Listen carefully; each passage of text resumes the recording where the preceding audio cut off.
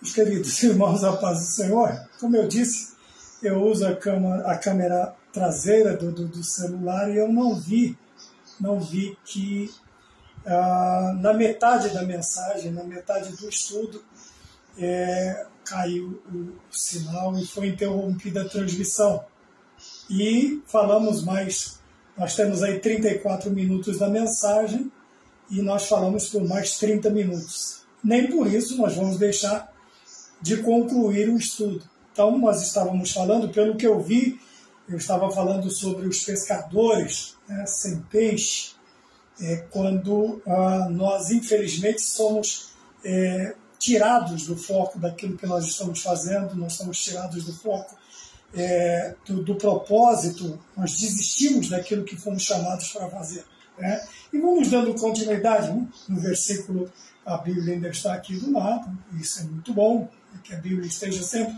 Então é a continuação, tá? Continuação, agora eu estou usando a câmera frontal, talvez eu consiga, talvez eu não consiga, não sei porque o que aconteceu, mas não nos impedirá de nós levarmos a cabo como Neemias foi, nós vamos também até o final. Então vejam bem, nós vemos que os convites do inimigo, o inimigo mascarado de amigo, ele tem essa intenção, a primeira coisa que nós falamos lá, então houve a última coisa que nós falamos, eu estava falando sobre uma crônica que eu li uma vez, sobre os pescadores, A pessoa ficou feliz e todo mundo, aí começou aquele negócio, convida para isso, convida para aquilo, e ao invés dele pescar, ele foi sendo ludibriado por convites e uma infinidade de coisas. Então, isso acontece da mesma coisa. Aconteceu com Neemias, ele é convidado a desistir. Ele é convidado a desistir. Eu não sei por que a conexão está lenta, apesar de ser bem cara, mas infelizmente como dizia uma música antiga, a vida tem dessas coisas. Vamos lá. Então, da mesma coisa, assim como Neemias, ele é convocado, ele é chamado, nós também somos muitas vezes tentados a perdermos o foco daquilo que o Senhor nos chamou a fazer, daquilo que o Senhor nos chamou a realizar. Então, porém, nós temos em Neemias aí uma pessoa, então, um homem capaz, um homem experimentado no seu trabalho, um homem que tem toda um conhecimento daquilo que ele quer, daquilo que ele precisa, daquilo que ele pode, ele conhece as suas limitações, ele sabe até onde ele pode ir, e nós muitas vezes temos isso. Porém, muitas vezes também nós nos limitamos, nós colocamos em nós mesmos limites que nós não temos. Nós podemos ir além, mas nós mesmos muitas vezes nos achamos incapazes ou que somos insuficientes para fazer aquilo. Realmente, se olharmos espiritualmente falando, nós somos insuficientes, incapazes, mas na nossa vida está aquele que nos capacita e que é suficiente na nossa vida e que fará com tudo, que tudo aconteça a contento, que tudo aconteça. E no versículo de número 4, nós vamos ver que depois que Neemias responde que não cessaria a obra, que não pararia a obra, que não desistiria, que não, ele demonstra aí a sua firmeza, a sua constância na obra. No versículo de número 4, nós vamos ver duas coisas interessantes, eu pedi para vocês guardarem aí, que no versículo 4 ele diz assim: e enviei-lhes mensageiros a dizer, estou fazendo uma grande obra. É o 3 ou 4, da mesma maneira, enviaram a mim 4 vezes, da mesma maneira lhe respondi. Então vamos colocar o versículo 4 e o versículo 5 junto. No versículo 5 diz: e então Sambalate, da mesma maneira, pela 5ª vez me enviou o seu moço com uma carta aberta na mão. Então veja que coisa interessante. O inimigo é insistente. Na 4ª vez, na 5ª vez, ele relata aqui que são 4, 5 vezes, porém, assim como nós vemos a persistência do inimigo, nós vemos também o que é a qualidade de Neemias, que é o foco, que é a sua persistência em lutar, em fazer aquilo que ele predeterminou, aquilo que ele colocou, que ele assentou em seu coração, que ele faria para Deus. E nós precisamos de homens e mulheres assim, que não desistam tão facilmente, que não se entreguem tão facilmente, que não reneguem tão facilmente aquilo que Deus o chamou, conclamou para fazer. Nós precisamos tomar cuidado com isso, tá bom? Eu vou dar uma acelerada, infelizmente, porque toda hora aparece essa mensagem de conexão lenta. Então eu vou adiantar, vou correr, e depois os irmãos juntem aí as mensagens. Então, vejam bem, 5 vezes, eles tentam parar Neemias, por 5 vezes, e 5 vezes Neemias é persistente, é insistente em manter o foco naquilo que ele desejou, que ele intentou fazer. No versículo de número 6 e 7, nós vamos ver que a ameaça aumenta. Quando eles veem que Neemias continua relutante em fazer aquilo, continua persistente no seu propósito, na sua obra, veja que eles vão aumentando o grau de dificuldade e eles começam a espalhar o quê? Mentiras, mexericos, fofocas, contendas. Eles vão difamar Neemias, eles vão enviar uma carta aberta e nessa carta está escrito assim, olha, e entre os gentios se ouviu falar. E outra parte da carta vai estar escrita assim, e deste modo o rei vai ouvir. O rei vai ouvir. Então vejam bem, outra estultícia do inimigo, outra ardilosidade do inimigo é a questão da mentira, é a questão do mexerico, da difamação, da calúnia, da fofoca. Veja, é uma coisa que vai assustar o povo. Entre os gentios, gentios são todos aqueles que não são judeus, quer dizer, é a esmagadora maioria das pessoas do tempo não eram judeus. E isso vai trazer um certo desconforto. Veja, segundo também, ele diz, e o rei também vai ficar sabendo. Veja, o chefe vai ficar sabendo, o soberano, fulano vai ficar sabendo. Mas tudo isso aqui era para quê? Para que colocasse medo. Veja, eles tentam difamar, eles tentam infamar, eles tentam colocar no coração, amolecer o coração do povo. Porque a carta agora está aberta. Por enquanto eles estavam só com Neemias, mas agora eles começam E eu falei que, veja bem, nenhum líder tem 100% da adesão da sua membresia ou da sua liderança ao seu lado. Obviamente, o líder bem-aventurado, ele alcança aí 60%, 70% de aceitação, vamos dizer, desta maneira. Então, vejam bem, obviamente que esses 30% que pode não ser oposição ao líder, mas não estão tão convictos daquilo que estão fazendo, esse medo, essa covardia, ela vai tomar conta. Veja que o inimigo agora, ele deixa Neemias, ele vai partir para o meio do povo. Quer dizer, já que a gente não consegue parar ele, vamos parar o povo. E tenta enfraquecer a mão do povo com essas coisas. Veja, os gentios, se ouviu entre os gentios, e o rei também ouvirá dessa maneira. Então vocês precisam tomar cuidado.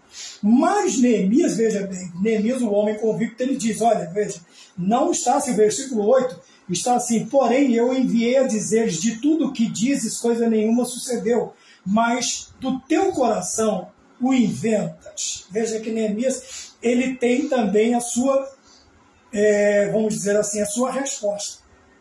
Sua tréplica, né? Eles falam uma coisa, Neemias vai e rebate com... Eles mentem, ele rebate com a verdade. Ele diz, olha, tudo isso que vocês estão falando não aconteceu nada. Nada disso. Não vai acontecer no meio dos gentios, não vai acontecer no meio... Lá o rei é meu amigo, está comigo, não tem problema. Só que é o seguinte, acabou. Nada disso vocês estão inventando. Então isso é coisa de mentes malignas, de mentes perversas, de mentes ruins, de pessoas de corações ruins, nocivos. São pessoas que não querem ver, a luta deles não é contra você. Assim como a nossa luta não é contra a carne nem contra o sangue, a luta do inimigo não é somente contra nós. Obviamente que ele quer o quê? Que a obra cesse, que a obra paralise, que o avanço do evangelho, através da evangelização, da pregação, das missões, ela cesse. E ele vai usar de toda a sua ardilosidade. Então, versículo 7, 8, ou 6 e 7, ele coloca o povo e o rei, para tentar assustar o povo. Mas Neemias, no versículo 8, diz, você é mentiroso. Tudo isso aí você inventou. Não tem nada a ver uma coisa com a outra. Então vejam bem, é onde nós precisamos tomar cuidado com esse tipo de coisa. Por que vocês fazem isso?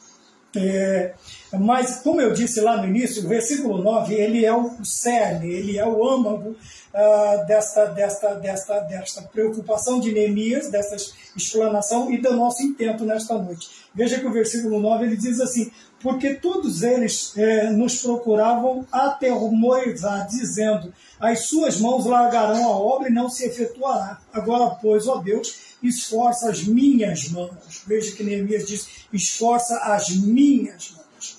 Porque ele é o líder, porque ele está na frente, ele é o cabeça. É ele quem está puxando a fila. Mas veja que coisa interessante, ele diz aqui, porque qual era a intenção? O cerne da mensagem está no versículo 9. Eles querem aterrorizar a gente, para quê? Para a gente largar as ferramentas e parar a obra. Veja, era um com uma espada na mão e uma colher de pedreiro na outra, ferramenta de alvenaria na outra. Então a intenção do inimigo era esta, de Sanbalat, Tobias e Gesem o Arábio, era o quê? E os seus profetas falsos era fazer com que a obra cessasse. Então o inimigo ele não quer ver primariamente contra nós, mas a intenção dele é que o avanço do Evangelho, o avanço da salvação das almas, a libertação das almas, a libertação do pecador, ela pelo menos diminua, arrefeça e não tem um avanço tão assim, vamos dizer, tão assintoso, tão veloz. E o inimigo vai tentar de todas as maneiras. Então nós precisamos tomar cuidado. Então vejam bem, a intenção de Sanbalat e Tobias não era nada, era só aterrorizar tanto Neemias quanto o povo para que a obra cessasse. Veja, ele diz aqui, eles vão largar a obra e ela não se efetuará. É onde nós precisamos tomar cuidado. Veja outras armas que o inimigo usa, que o crente tem que tomar cuidado. No versículo de número 10, veja o que eles fazem. E entrando na casa de Semaías, filho de Delaías, o filho de Metabel, que estava encerrado, disse ele, vamos juntos à casa de Deus, ao meio do templo, e fechamos as portas do templo, porque virão matar-te. Sim, de noite virão matar-te. Olha que coisa interessante. Agora ele faz o quê?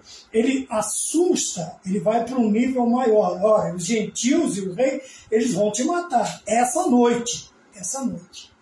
Veja, mas ele faz um convite que me parece interessante. Vamos para o templo, vamos para a casa de Deus. A gente tranca as portas, a gente fecha tudo e a gente fica lá, porque eles vão tentar te matar e você se esconde na casa de Deus. Olha que coisa interessante. Muitas vezes, irmãos, o convite parece até bom. O convite parece até interessante. Está igual o convite lá dos pescadores, né? Dos pescadores sem peixe. Às vezes o convite parece até bom, mas não é. Por quê? Nós vamos ver no versículo de número 11. No versículo de número 11, a sabedoria, veja, o discernimento de Neemias. Por quê? Parece uma coisa boa. Vamos se esconder dentro do templo. Vamos correr para o templo. A gente tranca o templo e ninguém vai entrar lá dentro. Só tinha dois problemas ali. Primeiro, Neemias tem que fugir. Aí no versículo 11 ele diz, um homem como eu fugiria? Primeira coisa, eu não fujo, eu sou corajoso. Neemias disse, eu não sou um covarde. Eu não sou um medroso. Meu coração não é mole. A grosso modo, eu não sou um frouxo. Eu sou corajoso. Um homem como eu fugiria. Veja que coisa interessante, a coragem de Neemias enfrentando os seus inimigos. E muitas vezes, irmãos, nós carecemos de homens e mulheres e jovens corajosos para enfrentar. Não para ser mal educado, não para ser abusivo, não para ser violento, não é nada disso, mas pelo menos ter coragem para falar e manter. Ter coragem para falar, para enfrentar, para fazer, para sustentar aquilo que Deus nos deu a fazer e a falar. Então vejam bem, o problema bom era esse, que Neemias não ia fugir, ele disse, eu não vou fugir, eu vou ficar aqui, continuar a fazer uma grande obra, eu vou continuar aqui. Entendeu? Esse é o primeiro problema bom. O problema bom é que eles encontraram resistência de Neemias, dizendo, eu não vou fugir. E quantas vezes o diabo olha para o crente e diz, corre, Você vai acabar morrendo, vão te matar, vão te bater, vão te mandar embora, vão te fazer isso, vão te fazer aquilo. Aí muitos estão desistindo, muitos estão parando, estão se assustando com as ameaças, com as bravatas do inimigo das nossas almas. É onde nós precisamos tomar cuidado. E a segunda coisa boa é que Neemias tinha uma consciência interessante. Ele não podia entrar no templo. Ele não era sacerdote, ele não era levita. Ele não era o sumo sacerdote. Só a família sacerdotal entrava no templo propriamente dito aqui, né, no Antigo Testamento. Veja, se ele entra, ele corre dois riscos. Primeiro, como ele não tem essa liberdade, ele poderia morrer. Segundo, se ele entra, eles iam usar isso contra ele. Tanto é que ele diz aqui no versículo de número 11, ele diz assim, de maneira nenhuma entrarei. Mas no versículo 12, no fim, ele diz assim, porque eles iam fazer o quê? No versículo 13 ele diz assim, eles iam me infamar, eles iam me vituperar, eles iam me envergonhar. Se eu entro dentro do templo para me esconder, eu ia falar, é um lugar. E muita gente, irmãos, infelizmente, ele acaba cometendo esse erro, aceitando esses convites. Veja que Gideão faz uma obra maravilhosa, é um cara estupendo, ele faz voto, ele pede a confirmação de Deus, é um homem que enfrenta com 300 homens, mas no final o povo olha para ele e diz, reine sobre nós. Ele falou, não. Olha que bonito, mas ele acaba cedendo, dizendo assim, faz um éfode para mim. Éfode é a vestimenta só do sacerdote, e ele não era sacerdote. Saul não tem paciência para esperar Samuel voltar, ele vai oferecer sacrifício. Não é função do rei oferecer sacrifício, era a função do sacerdote. Aí você vai ver isso em Samuel, sacerdote, profeta e líder, juiz. Veja que ele não vai comandar, ele não é o rei, mas a parte dele era essa. Esses três ministérios estavam na vida de Samuel. Ele foi o último dos juízes, o primeiro dos profetas. Então veja, juiz, profeta e sacerdote. Quando Saul vai tentar se desculpar, ele falou, você fez coisa que não merecia, não devia fazer. Veja, se Neemias corre, se Neemias ele cai nessa ardilosidade, nesse ardil, nessa armadilha, nesse falso convite de se esconder dentro da casa de Deus, que aparentemente parece uma coisa boa, vamos para a igreja, vamos se esconder. Ele falou, não, primeiro que eu não fujo, e segundo, esse lugar que você está me chamando para ir não é meu. Então não se intrometa em coisa que não é seu, em funções que não são suas, em ministérios que não são seus. Deus te chamou para uma coisa, faça essa coisa. Tem pessoa hoje em dia metendo o pé pelas mãos, ele quer fazer a função do outro, ele não foi chamado para isso. Ele nem faz a dele e nem faz a do outro, porque não foi chamado para aquilo. Não se intrometa no ministério de outro. Deus te chamou para uma coisa, faça. Deixe o outro fazer. Ah, mas Deus vai levantar alguém para fazer. Não queira ajudar a Deus. Não queira ajudar a Deus. Veja que a arca deu uma balançada, o rapaz foi pôr a mão ali, usar, e infelizmente ele fez, apesar das boas intenções, ele fez uma coisa que ele não podia fazer. Ele tocou na arca do concerto. E infelizmente ele foi fulminado. Então nós precisamos tomar cuidado com isso aqui. Olha o convite, vamos à casa de Deus, se esconda, porque eles vão te matar. Primeiro, eu não fujo. Segundo, naquele lugar que você está me chamando para ir, o que você está me chamando para fazer, não é função minha, não é meu lugar. Não é para eu estar ali. Então vamos tomar cuidado. Né? E depois no versículo 12, é que a mensagem parou no minuto 34, e eu falei praticamente 1 hora. Eu estou complementando é a segunda parte da outra mensagem. Então vejam bem, a intenção deles era, eles já vão tentando de todas as maneiras fazer com que Neemias se aterrorize, se atemorize, cesse, largue a obra, quer dizer, abandonasse as ferramentas, e a obra não se efetuaria, não se concluiria, não se terminaria. Mas nós não fomos chamados para fazer nada pela metade. Assim como o nosso Deus não faz nada pela metade. Aquele que começou a boa obra, a Bíblia diz, ele também há de concluí-la. Então o nosso Deus não faz nada pela metade. E nós também não podemos fazer as coisas para Deus pela metade. Então veja que coisa interessante. Neemias fala assim, um homem como eu, primeiro, fugiria? Não, eu sou corajoso. Se Deus me chamou, ainda que, lógico, o medo é um disparo, é um dispositivo de resguardo, de segurança, ele não pode nos petrificar. Nós não podemos nos aterrorizar. É lógico que o corajoso, todo corajoso, se ele não sente um pingo de medo, ele é um imbecil. A pessoa que diz, eu não tenho medo de nada, corre um sério risco. Porque o medo ele é um dispositivo de segurança. Ele vai impor limites a certas coisas que você vai fazer. Porém, o medo na vida do homem de Deus, da mulher que serve a Deus, do jovem que serve a Deus, ele, apesar de ser um limitador, porém, ele não é um bloqueador do trabalho. Eu vou reunir forças e coragem para vencer, ainda que eu sinta medo, mas eu vou estar lá. Quantas vezes a gente vê em histórias, filmes, alguém fala assim, a pessoa olha para o outro e diz assim, eu estou com medo.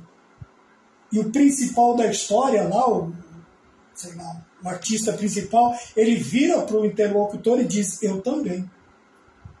Eu também. Porque o medo ele vai fazer com que eu planeje, o medo vai fazer com que eu pense, ele não pode me deter, mas ele vai me fazer tomar certos cuidados.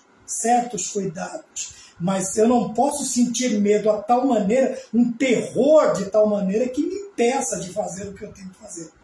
De estar no lugar que eu tenho que estar, de falar o que eu tenho que falar, o que eu devo falar. Então vejam bem, ele diz, um homem como eu fugiria e tal. Porém, no versículo de número 12, nós vemos o quê? Nós vemos que Neemias, ele conclui aquele panorâmico que ele teve de toda a situação. Veja que um bom líder, ele tem um panorâmico de tudo que está à sua frente.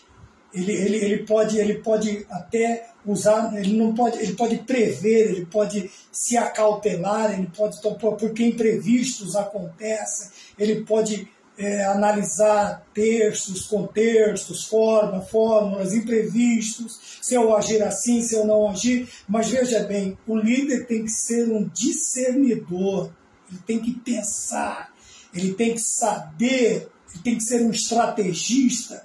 Então veja, aqui no versículo de número 12 ele diz, e conheci que este não era Deus quem o enviara, mas esta profecia falou contra mim, porquanto Tobias e Sanbalate o subornaram. Veja, ele diz, eu percebi que a profecia era falsa. Não era para mim, era contra mim.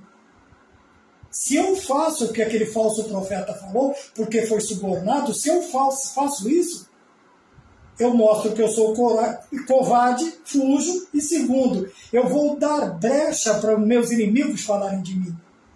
Veja que ele fala no versículo 13 aqui, olha, ele diz assim, porque se eu fizesse assim, eu ia pecar para que tivessem alguma causa a fim de infamarem e me vituperarem, me envergonharem, me exporem. Veja, ele falou, mas ele viu que aquela profecia era mentirosa. Por quê? Porque falava para ele fazer coisas que Deus nunca ordenou ou mandou que um homem fizesse. Veja, eu citei Gideão pedindo um éfode, eu citei Saul oferecendo, e agora nós vemos os falsos profetas. Veja, mesmo o falso profeta, quando a gente olha para Balaão e Balaque também tem medo do progresso. Você veja que Sanbalate, Tobias e Gesem, eles são contra o progresso de Neemias. Lá Balaque estava com medo do progresso de Israel, porque eles vinham tomando terreno. Então ele chama Balaão para amaldiçoar. Ele paga Balaão. E eu citei que eu vi hoje uma postagem que estava escrito assim, se você trabalha para Deus pelo salário, você vai trabalhar para o diabo por um salário melhor. E é uma realidade. É uma realidade. Veja que Balaão, ele é um cara inteligente, ele não é sábio, mas ele é inteligente. Ele diz, olha, Balaque, veja bem, eu não posso amaldiçoar aqueles a quem Deus abençoou. Eu não posso fazer isso. Veja que ele é inteligente. Ele sabe o que ele pode e o que ele não pode fazer. Porém, como ele é um corrompido, como ele é um falso profeta, ele disse assim, faz uma determinada situação no meio deles. Coloca a mulher no meio deles. E o povo passou a pecar. Entendeu? Não por causa mas a intenção do coração deles era essa. Veja que ele é inteligente a ponto de dizer, eu vou amaldiçoar o que Deus abençoou? Não posso. Mas você pode detê-los. Faça isso. E eles vão parar para fazer esbórnia. Quantos hoje, crentes, igrejas locais, estão parando, diminuindo a marcha para cair em determinadas festas, determinados eventos que não trazem, que não acrescentam, que não somam nada à obra de Deus. Simplesmente param de fazer o que deveriam fazer para estarem fazendo festas. Então nós precisamos tomar cuidado. Veja que mesmo os falsos profetas, eles subornados, eles usaram o nome de Deus. Mas Neemias tem o quê? Neemias tem o discernimento. Os crentes, nós precisamos hoje, mais do que todos os tempos, do dom de discernir o Espírito. Por quê? Para saber se quem está falando conosco é de Deus, é da carne ou é do diabo. O dom de discernir espíritos. Veja que Neemias ele chega a uma conclusão. Ele disse, eu percebi que não era Deus. Mas a profecia era contra mim. Por quê? Queria que me acovardasse e que eu pecasse. Mas aí ele disse assim, mas era contra mim. Por quê? Porque o profeta foi subornado. Quantos hoje estão sendo subornados?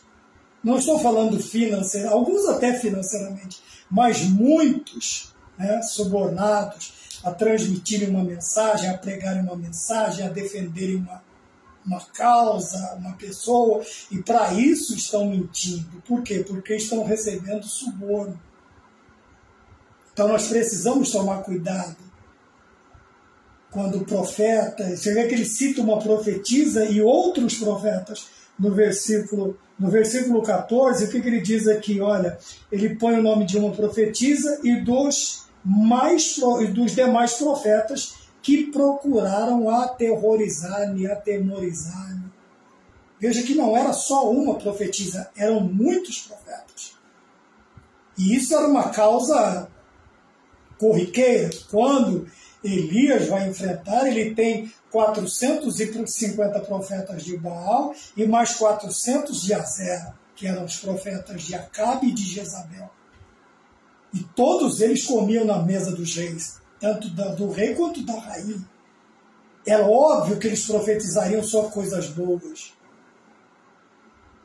Quando Micaías, do tempo de Micaías, ele vai lá e o profeta, o rei fala assim, não tem outro profeta, só esses aqui. Só esses. Ele disse, não, tem um, mas nunca fala nada bom de mim, não fala nada que presta de mim. Ora, vai falar o que presta. Se você já sendo bom, já fala o que você não presta, porque quem presta nunca presta na boca do que não presta. Imagina você sendo um Acabe da vida. Ele falou, não fala assim não, chama ele.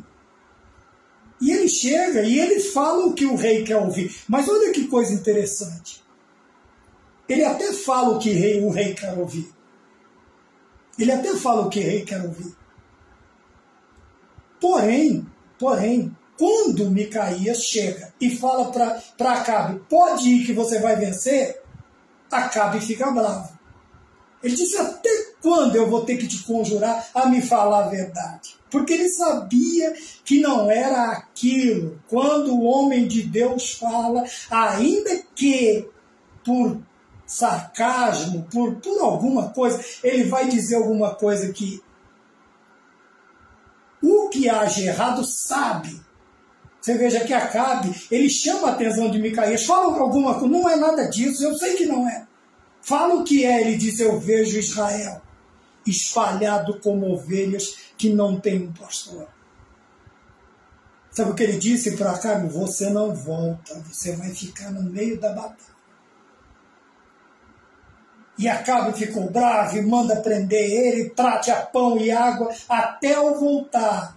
Mas aí o profeta disse, se você voltar, Deus não falou através de mim. E o que aconteceu? Aconteceu que a palavra de Deus se cumpriu. Acabe é ferido gravemente, ele sai da batalha, aleatoriamente alguém lança uma flecha, ela vai entrar na junta da armadura e Acabe é ferido mortalmente. Enquanto Acabe vem morrendo para cá, Jezabel também é morta lá. E os cães se alimentam da carne dela. Então vejam bem, quando o homem de Deus fala, ainda que, veja que existem os profetas hoje em dia, de Acera, existem os profetas de Baal, de Acabe, de Jezabel, existe um monte, mas existe primariamente, irmãos e irmãs, o dom de discernir espíritos, e é onde nós precisamos nos preocupar. Veja que o versículo 12 ele diz assim, olha, presta atenção, e eu percebi que não era Deus. Que aquela profecia não era de Deus, era contra mim. Porque eles foram subornados. Então, era costume dos reis que agiam fora da presença de Deus, em Israel, em Judá, tanto no reino do norte, do sul, ou quando era um único reino, alguns reis usaram profetas.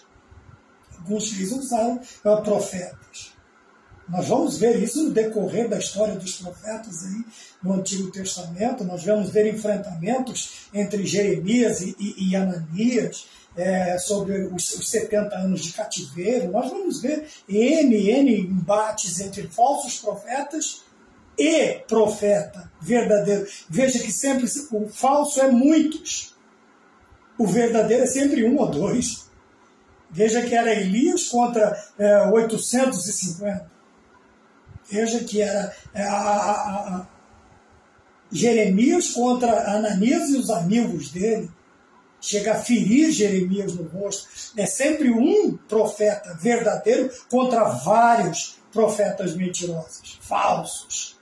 É por isso que nós precisamos ter o dom de discernir espíritos. Porque hoje se julga pela aparência, né? Quanto mais bem vestido, quanto melhor o carro, quanto maior a casa, mais o fulano ou a fulana é de Deus. Tome cuidado, tome cuidado. Às vezes a aparência, veja que ele disse, eu percebi que não era Deus.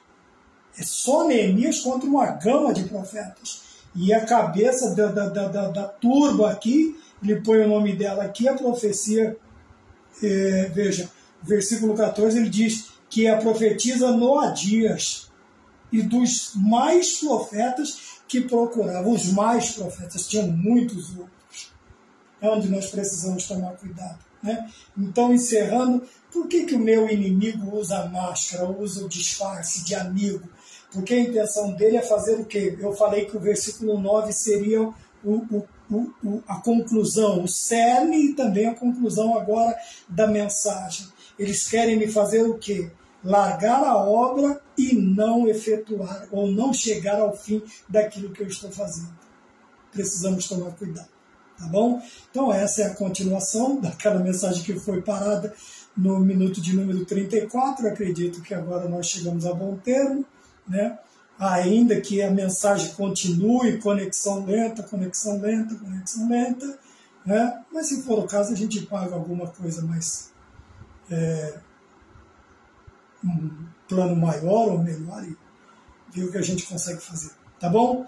Inimigos com máscara de amigo. Temos que tomar cuidado.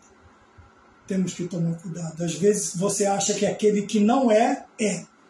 E aquele que você bate o pé e jura que é, não é. Por isso, busque a Deus, fale com Deus. Tenha intimidade com Deus e o Senhor te abençoará. Tá bom? Tenha uma boa noite em nome do Senhor Jesus Cristo e, se Deus quiser, em breve a gente continua a se falar.